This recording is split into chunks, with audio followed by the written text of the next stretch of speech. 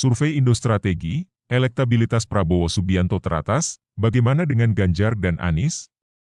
Tribunnews.com, Jakarta. Direktur Indostrategi, Arif Nurul Imam menyampaikan hasil survei terkait elektabilitas tokoh potensial untuk maju sebagai calon presiden 2024. Hasilnya, posisi tiga besar masih ditempati oleh Prabowo Subianto, Ganjar Pranowo dan Anies Baswedan.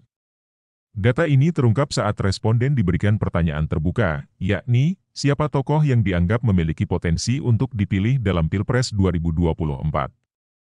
Pada pertanyaan elektabilitas terbuka, posisi tiga besar dipuncaki oleh Prabowo, Ganjar dan Anies, kata Arif dalam rilis surveinya di Jakarta, Jumat, 9 September 2022.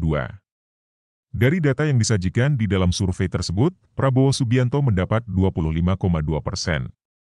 Kemudian di bawahnya dengan selisih cukup jauh adalah Ganjar Pranowo sebesar 17,3%. Ganjar Pranowo disusul oleh Gubernur DKI Jakarta Anies Baswedan dengan skor 12,8%. Lalu ada nama Agus Harimurti Yudhoyono, AHY, sebesar 4,1%, kemudian Muhammad Ridwan Kamil 3,5%. Selanjutnya adalah Puan Maharani 3,1% dan sebagainya. Lebih lanjut, Arif juga membuat pertanyaan secara tertutup, di mana surveyor menyodorkan nama-nama tertentu sebagai opsi jawaban siapa calon presiden potensial selanjutnya. Lagi-lagi, nama Prabowo Subianto menjadi yang teratas. Pertanyaan elektabilitas tertutup posisi tiga besar masih dipuncaki oleh Prabowo dengan 31,3%, Ganjar 20%, dan Anies 14,9%, jelasnya. Survei ini dilakukan oleh Indostrategi dengan rentang waktu 29 Agustus sampai 5 September 2022 dan melibatkan 1.239 responden di seluruh Indonesia. Teknik pengumpulan datanya adalah melalui interview dan menggunakan metodologi multistage random sampling dengan akurasi kepercayaan 95% dan margin of error, MOE, 2,83%.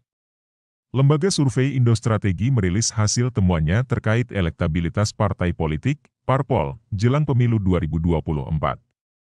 Hasilnya, PDI Perjuangan, PDIP, menempati posisi pertama dengan tingkat elektabilitas sebesar 19,7%. Posisi kedua, ada Partai Gerindra dengan 17,4% dan PKB menembus tiga besar dengan tingkat keterpilihan 10%. Bisa jadi hal ini efek dari koalisi dengan Gerindra, kata Direktur Indostrategi Arif Nurul Imam. Selanjutnya ada Partai Demokrat, 9,1%, Golkar, 9%. Meskipun berselisih tipis, Golkar digeser oleh Demokrat, ucapnya.